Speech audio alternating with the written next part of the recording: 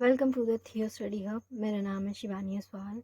अब आज करने वाले हैं बेटा स्टार्ट यूनिट 1 का पार्ट 1 हम कर चुके हैं। लिंक आपको डिस्क्रिप्शन में मिल जाएगा पूरी प्लेलिस्ट का। सब्जेक्ट का नाम चल रहा है आपका थीम्स इन कंपैरेटिव पॉलिटिकल थ्योरी। ठीक है, तुलनात्मक राजनीतिक सिद्धांत में विषय वस्तु। सिस्टर 5 वाले बच्चों का पॉलिटिकल साइंस में बीए प्रोग्राम वालों का सिलेबस देख लीजिए एक बार। यूनिट 1 चल रही है, इसका पार्ट 1 है। टोटल 3 यूनिट है जिसमें हम पार्ट 1 कर रहे हैं, जिसका हम पहले वाले पार्ट में जो कर चुके हैं कि राजनीतिक विचारक क्या होते हैं, राजनीतिक चिंतन क्या है, राजनीतिक विचारक कौन होते हैं, इंडियन कर पढ़ लिया हमने उसमें, और दूसरा वेस्टर्न वाले कैसे, उनके बारे में बेसिक देखा है। अब पढ़ेंगे उसको डीप में। ठीक है, अब हम उसमें देखेंगे समानताएं क्या है दोनों में। इंडियन वाले जो है थिंकर्स है प्लस वेस्टर्न वाले थिंकर्स है, उनके बीच में समानताएं क्या आ रही है और असमानताएं क्या होंगी। ठीक है, ये बेटा सभी सब्जेक्ट में करा चुकी हूँ। लिंक आपको सारे डिस्क्रिप्शन बॉक्स में मिल जाएंगे। आप ही के 5th सेमेस्टर के सारे सब्जेक्ट्स हैं ये। ठीक है, जीई में जिन्होंने ये लिया पॉल, हिंदी जिन्होंने लिया है पॉल का सब्जेक्ट है, सेक में जिन्होंने एजुकेशन लिया है या सेक में जिन्होंने पॉल लिया है, उन सब का। ठीक है, ये मेरी इंस्टाग्राम और टेलीग्राम चैनल आईडी है। कोई भी क्वेश्चन क्वेरी हो आप मुझसे यहाँ पूछ सकते हैं। प्लस इसको जरूर ज्वाइन कीजिएगा। इंपॉर्टेंट क्वेश्चन 10 ईयर से रिलेटेड जितने भी आपके होंगे वो मैं यहाँ भेज दूंगी आपके लिए। स्टार्ट करेंगे। इसमें क्या करना है, भारतीय एवं पाश्चात्य। बेटा ये जो लिखा है ना पाश्चात्य, ये पश्चिम को ही कहा जाता है। ठीक है, पाश्चात्य। ठीक है, कंफ्यूज मत हो जाना, सेम बात है। अब देखो इनके बीच में हम क्या कर रहे हैं, अब पहले करेंगे समानताएं, क्योंकि देखो हमने कल एक बार पहले पुराने रिवाइज करा देते, जिसमें हमने क्या देखा है कि जो भारत वाले विचारक हैं, जो भारत के राजनीतिक चिंतन है, राजनीतिक चिंतन क्या होता है बेटा कि राजनीति से रिलेटेड, समाज से रिलेटेड जो भी प्रॉब्लम है उसको तुम देख रहे हो। पहले क्या प्रॉब्लम है तुमने उसको देखा, फिर उसका गहन अध्ययन करा, उसकी डीप स्टडी कर दी पूरी, फिर तुमने उसको सोल्यूशन निकाल के दिया कि इसको ना, इस वाली प्रॉब्लम को ऐसे ठीक किया जा सकता है, जो कि हम पार्ट 1 में डीप में कर चुके हैं बेटा। ठीक है, पहले उसको जरूर देखिएगा पार्ट 1 को, फिर इसको देखिएगा। स्टार्ट करेंगे। वर्णनात्मक एवं विश्लेषणात्मक, दोनों में ही, इंडियन वालों में और वेस्टर्न वालों में, भारतीय चिंतकों में और पश्चिमी चिंतकों में, सबसे ज़्यादा अगर कोई एक सेम चीज़ है तो वो क्या है कि दोनों ही डीप स्टडी के ऊपर थी। विश्लेषणात्मक का क्या होता है, किसी चीज़ की तुम ऐसे पूरी एज अ डिटेक्टिव पूरी एकदम डीप स्टडी कर दो, उस प्रॉब्लम को पूरा देख लो, उस समस्या का हर एक पहलू तुम देख लो। तो दोनों ही तरफ क्या था, वो वाले थिंकर्स भी और हमारे थिंकर्स भी हर प्रॉब्लम को पूरा डीप स्टडी करते थे। क्या लिखा हुआ है, भारतीय एवं पश्चिमी राजनीतिक चिंतक दोनों ही वर्णनात्मक के पूरे उसका वर्णन करना, स्टेप बाय स्टेप किसी चीज़ का बोलते ना वर्णन करना, एक्सप्लेन करना, ऐसे वर्णनात्मक एवं विश्लेषणात्मक पद्धति पर आधारित है। जो भी ये जितने भी इन्होंने पद्धतियाँ निकाली, जितने भी सिद्धांत निकाले, वो हर चीज़ वर्णनात्मक और विश्लेषणात्मक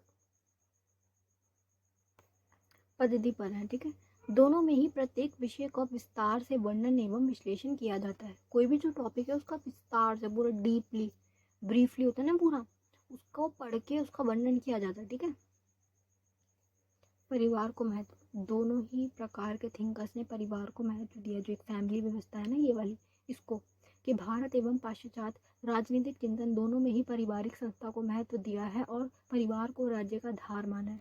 देखो फैमिलीज हैं, बहुत सारी फैमिलीज मिलके रह रही है, फिर उससे एक समाज बन रहा है, फिर बहुत सारे समाज से पूरा एक राज्य बन रहा है, फिर बहुत सारे राज्य से पूरा एक देश बन रहा है। ऐसे ये पूरा एक वो बना हुआ सिस्टम।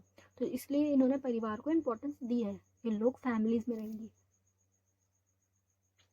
मानव जीवन के लिए उपयोगी एवं सहयोगी, ये वाला क्या है बेटा, देखो हमारे वाले थिंकर्स भी और उनके भी बात इन्होंने इसी चीज़ पे रखी है कि लोगों को सुविधाएं दी जाए, लोगों के जीवन को अच्छा किया जाए, एक स्टेप ऊपर उठाया जाए, है ना।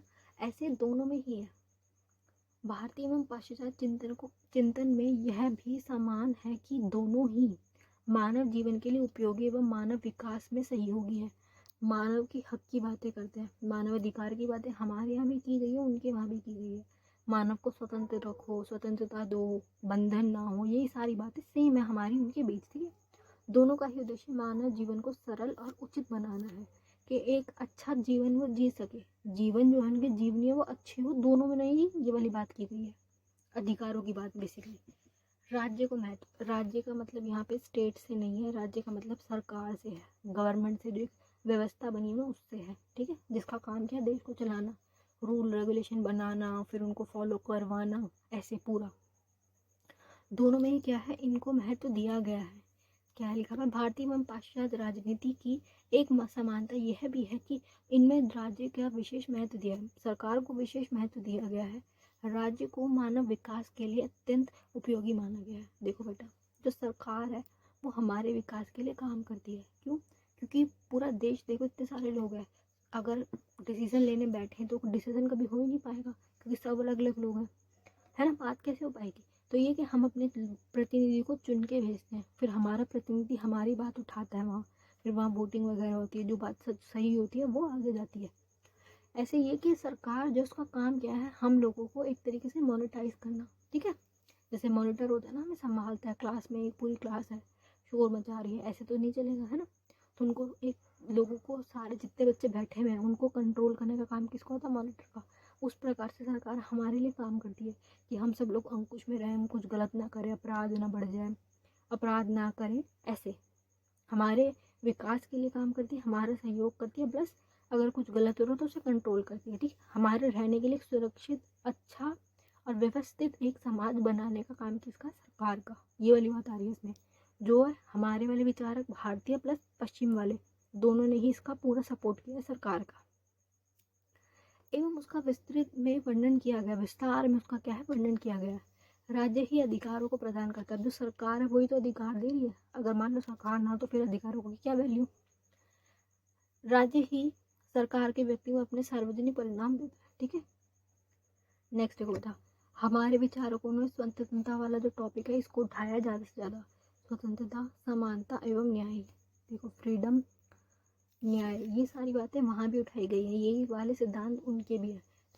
दोनों ही चिंतन में स्वतंत्रता, समानता एवं न्याय की धारणाओं को विशेष महत्व दिया गया है, ठीक है, और इनका विस्तार से वर्णन किया गया, दोनों में ही विस्तार से वर्णन किया गया है।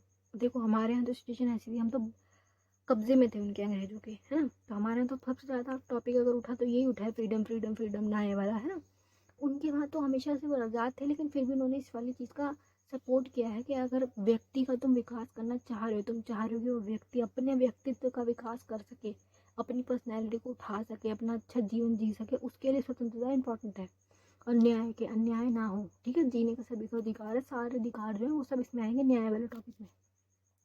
लोकतंत्र को महत्व, उन्होंने भी लोकतंत्र को महत्व दिया, और हमारी तरफ से तो था ही, क्योंकि हमें कभी 200 साल तक हम वो थे ना उनके उपनिवेश, इसलिए हमारे यहाँ तो यही था। दोनों ही चिंतन में लोकतंत्र को अन्य शासन प्रणालियों की अपेक्षा सर्वश्रेष्ठ माना गया। और भी शासन प्रणाली होती जैसे तानाशाही हो गई, राजशाही हो गई, ऐसे इन सब से, सेना का शासन हो गया, इन सबसे सबसे ऊपर सर्वश्रेष्ठ किसे कहा गया है, लोकतंत्र को, जो कि सबसे अच्छा होता है, ठीक है। सबसे ज़्यादा डेमोक्रेसी को ही अच्छा माना जाता है, क्योंकि कहीं और इतनी अच्छी सुविधाएं नहीं मिलेंगी, इतने अधिकार नहीं मिलेंगे, है ना। तो ये बात दोनों में ही कही गई है। अब देखो बेटा, भारत वालों को समझ लिया आपने कि भारतीय विचारक कैसे हैं, उनके बारे में हम आप थर्ड यूनिट में पूरा डीप में करेंगे, ठीक है। अभी अगर नहीं भी समझ आ रहा तो कोई बात नहीं, जितना आ रहा उतना करते हुए चलो, थर्ड यूनिट में सारे एक एक विचारक को उठा के पूरा उनके बारे में डीप में एक एक पूरी वीडियो उनकी होगी। अभी से इतना देख लो, समझ लो कि भारत वाले जो विचारक है, जिसमें गांधी जी आएंगे, नेहरू जी आएंगे, और RML जो है राम मनोहर लोहिया, वो बाल गंगाधर तिलक हो गए, ये सारे जो विचारक हैं इनके बारे में पढ़ना है। इनका क्या है, इनकी जो चिंतन है, जो इनके विचार है, इन पे किस चीज़ का प्रभाव है बेटा, वेदों का। क्योंकि हमारे यहाँ क्या है, धर्म बहुत ज़्यादा है, धर्म धर्म सारे उनके जितने भी विचारक आएंगे उसमें धर्म इंक्लूड होगा। क्योंकि हमारे यहाँ वालों ने क्या बोल दी बात, कि राजनीति को धर्म से अलग नहीं रखा जा सकता, राजनीति और धर्म दोनों एक सिक्के के पहलू हैं। कि मान लो एक कॉइन है, तो उसके एक तरफ अगर राजनीति है तो उसकी दूसरी तरफ धर्म आएगा, हमारे यहाँ उसको जोड़ दिया गया। लेकिन पश्चिम वालों ने क्या कहा है कि धर्म का राजनीति से कोई लेना देना नहीं है। पश्चिम वालों की सोच ऐसी है, उनके लिए धर्म मानते वो भी है, पूजा वो भी करते हैं, उनके यहाँ जो जीसस क्राइस्ट है उनकी पूजा होती है ना, वो भी मानते। लेकिन उन्होंने ये बोला कि धर्म का, जो हमारा जो रिलीजन है, इसका पॉलिटिक्स से कोई लेना देना नहीं है। और हमारे यहाँ बिल्कुल अलग चीज़ है, हमारे यहाँ बहुत ज़्यादा ना रिलीजियस वाले लोग हैं, बिना पूजा, मतलब सुबह से शुरू करते हैं, हमारा हर काम पूजा से स्टार्ट होते हैं। कोई भी चीज़ हो, कहीं भी जा रहे हो, कहीं भी किसी भी गाड़ी में देख लो, भगवान से रिलेटेड हर चीज़ आपको मिल जाएगी, है ना। तो ये कि वेदों का बहुत ज़्यादा इनके ऊपर प्रभाव है, ईश्वर का प्रभाव है कि राज्य को ईश्वर का दर्जा दिया गया है। राज्य मतलब सरकार, सरकार को ईश्वर के बराबर माना गया है, क्योंकि देखो ईश्वर क्या कहता है कि सबकी मदद करो, किसी का बुरा मत करो, तुम अगर किसी की हेल्प कर सकते हो तो करो, दान दो, जो गरीब है उसकी सहायता करो, ऐसे यही सब चीज़ें सरकार का काम है। हमारे में तो ये बोला गया कि सरकार का काम है लोगों को सुविधा देना, जनता की जो बुरी स्थिति है उसको ठीक करना, तो ये सब तो भगवान का काम है। इसलिए इन्होंने राजनीति को भगवान के काम से, धर्म से जोड़ दिया भारत वालों ने, ठीक है। और पश्चिम वाले कैसे हैं, साइंस पे ज़्यादा बेस है इनका, फैक्ट्स के ऊपर ज़्यादा है, लोकतंत्र पे ज़्यादा है, भगवान से इतना वो नहीं है। बस ये कि समानता, स्वतंत्रता, न्याय, ये सब ऐसे नॉर्मल टॉपिक पे जाएंगे कि सुविधा दो, ऐसे नॉर्मल, ठीक है। तो अब इनका देख लेंगे उनमें और हम में, अब करेंगे अंतर कि हम में और हमारे विचारकों में और उनके विचारों में क्या अंतर है। देखो, भारतीय राजनीतिक चिंतन भारतीय व्यवस्था तथा पाश्चात्य राजनीतिक चिंतन में व्यवस्था पर आधारित है।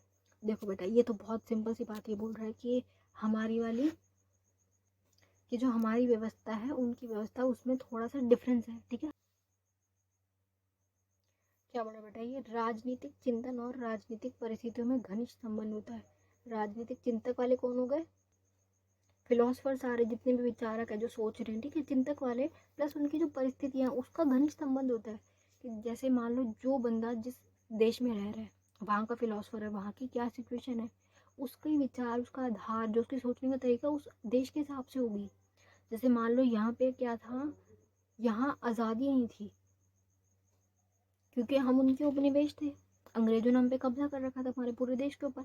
तो हमारे यहाँ के विचारकों में सबसे ज़्यादा, अगर सबसे स्ट्रॉन्ग बुनियादी तत्व जो जाएगा ना, वो जाएगा स्वतंत्रता वाला। घूम फिर के सुई अटकेगी उस पर, स्वतंत्रता पे, स्वतंत्रता पे। हमारे यहाँ पे यही था ना सिचुएशन। अब कोई और देश है, वहाँ पे मान लो कि सब कुछ ठीक है, स्वतंत्रता वगैरह, लेकिन वहाँ गरीबी ज़्यादा है, तो वहाँ का जो विचारक है, जो वहाँ का फिलोसफर होगा, वो इस वाले टॉपिक पे ज़्यादा जाएगा।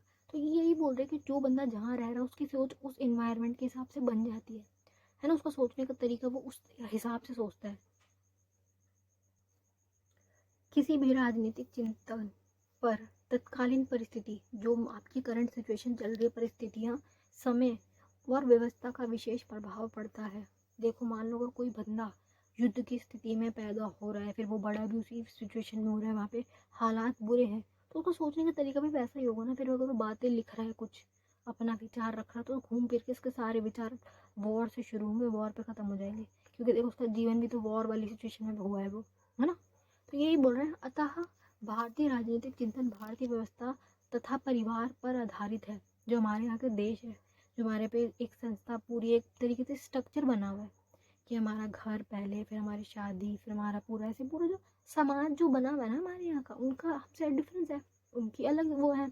तो यही बोले कि भारतीय जो व्यवस्था है, जो भारत समाज की व्यवस्था है, उसके आधार पे बना हुआ है, ठीक है।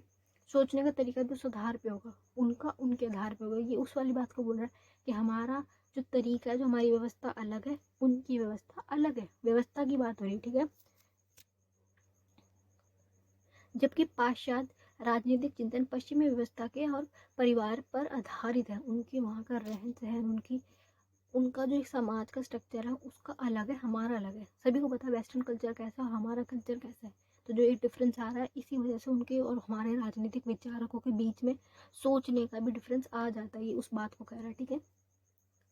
अब जैसे ये थोड़ा बेटा डिफिकल्ट लग रहा है समझने में और बोलने में बच्चों को, तो इसको आप आसान भाषा में करके लिख सकते हो अपने पेपर में। बस आप मेन मेन हेडिंग याद रख लो कि क्या डिफरेंस है, क्योंकि उनकी व्यवस्था अलग है, हमारी व्यवस्था अलग है। हमारी सामाजिक व्यवस्था और उनकी सामाजिक व्यवस्था में जो डिफरेंस है उसके ऊपर बात कर रहे हैं। तो ये कि बेसिक आप हेडिंग याद कर लो, उसके बाद बना बना के आप लिख सकते हो, टीचर एक्सेप्ट करेगी। बस ये गलत मत लिखना, सही लिखना। अब ये क्या है, पाश्चात्य राजनीतिक चिंतन अधिक व्यापक। अब ये क्या बोल रहे हैं कि जो पश्चिम वाले हैं ना, उनका ज़्यादा व्यापक है, बहुत बड़ा है। कैसे,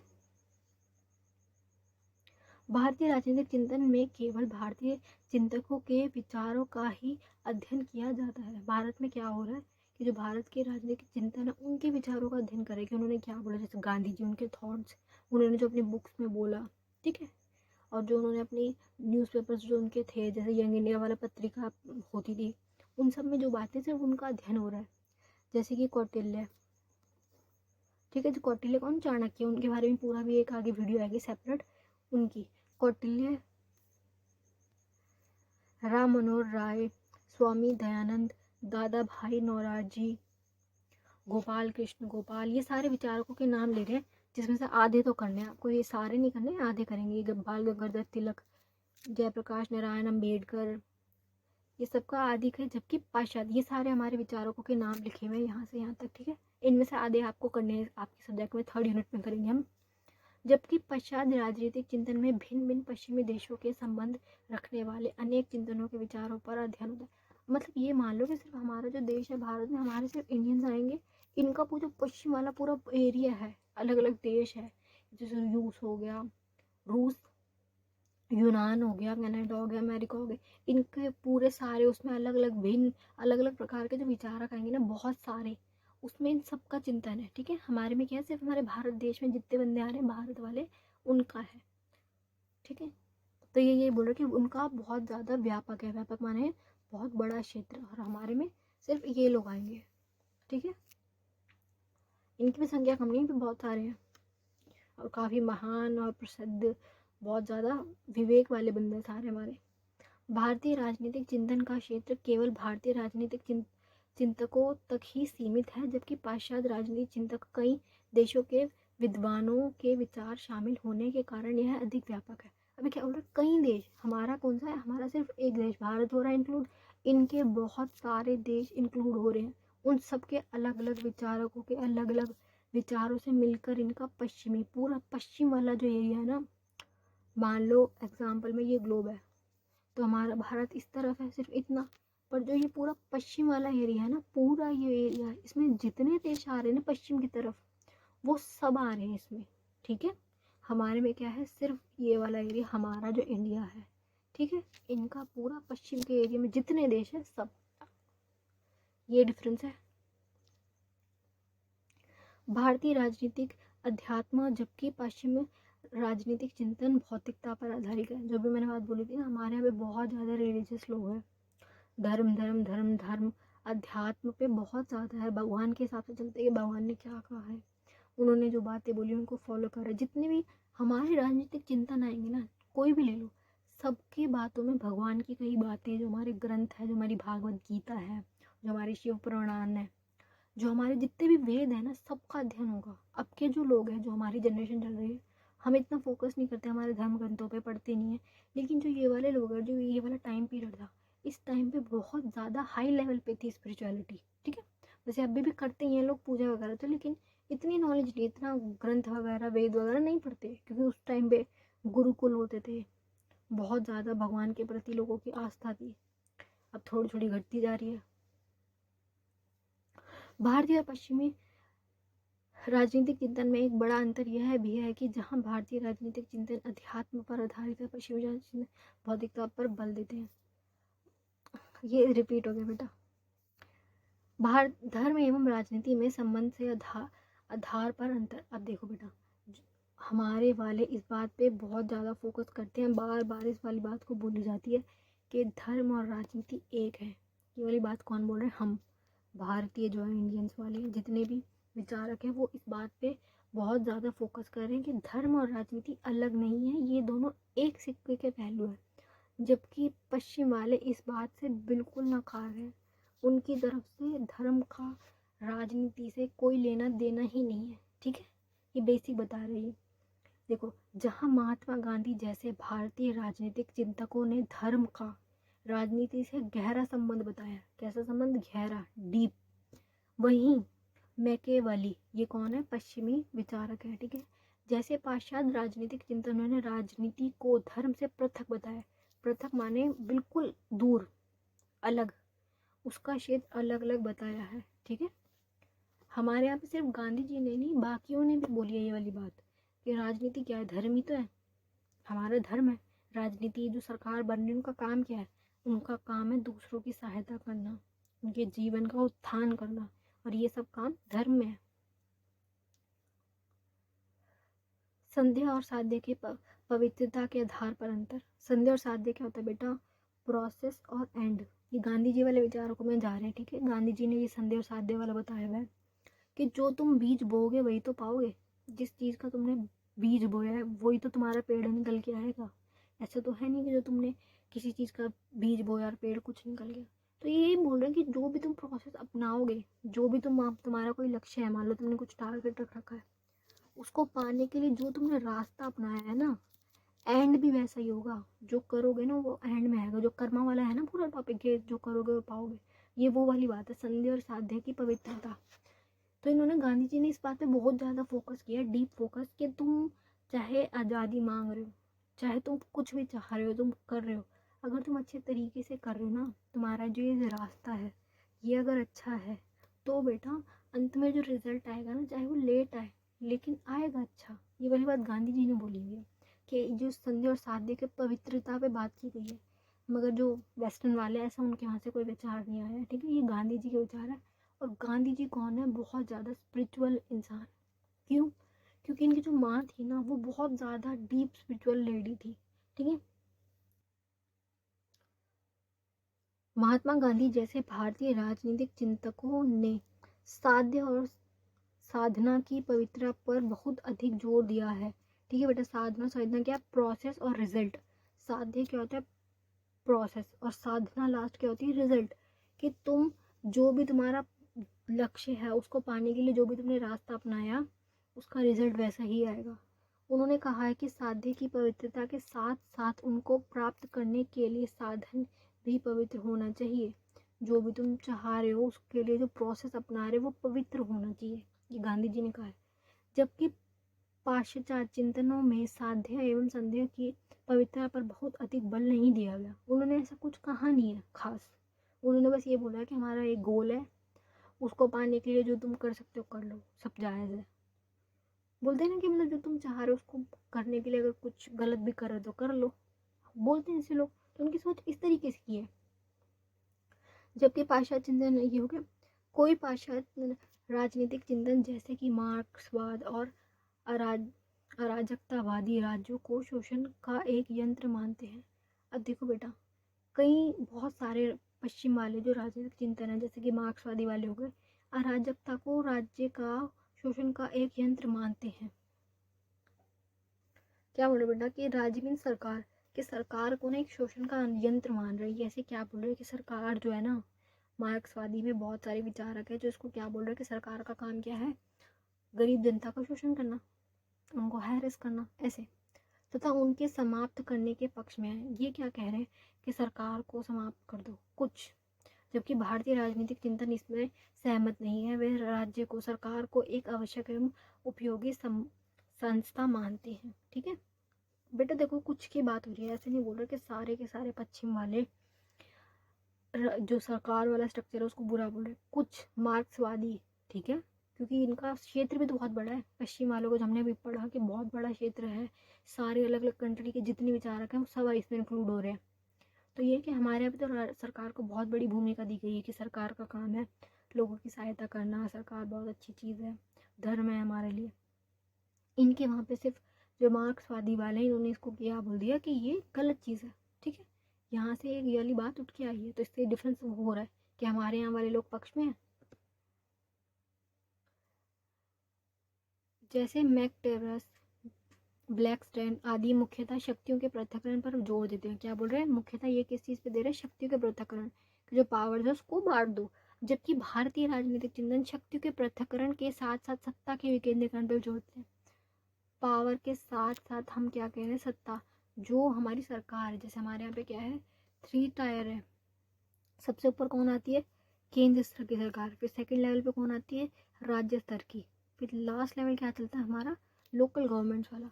हमने क्या है? सत्ता का विकेंद्रीकरण कर रखा है, बांट रखा है हमने। लेकिन इनके यहाँ इतना नहीं बटा हुआ, इनके यहाँ सिर्फ पावर्स को डिवाइड किया हुआ है कि इनकी पावर ये, इनकी पावर ये, इनकी पावर ये। लेकिन बहुत ज़्यादा ये पूरा जो हमने, हमारी जो बनी हुई है इनके ऐसी नहीं है। स्ट्रक्चर इनका अलग है, हमारा अलग है। ये इस बारे में बात करें, ठीक है। चलिए बेटा, ये वाली वीडियो यहीं तक थी। यूनिट 1 पूरी कंप्लीट हो चुकी है। अभी भी किसी को कोई चीज़ ना समझ आ रही हो, कुछ डिफ़िकल्टी हो, तो आप मुझसे पूछ सकते हैं। Best of luck for your exam बेटा।